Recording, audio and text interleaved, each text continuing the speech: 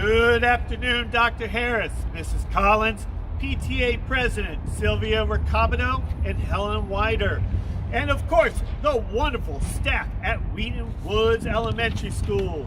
On behalf of the staff here at Fitzgerald, I personally want to say thank you for everything you do for your students and the community.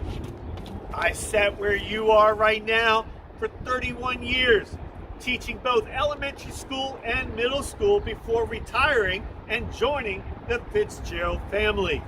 I know firsthand how hard you are working to help guide your students to be successful. Last year, Fitzgerald Subaru chose your school to benefit from the Subaru Loves Learning event, Adopt a Classroom.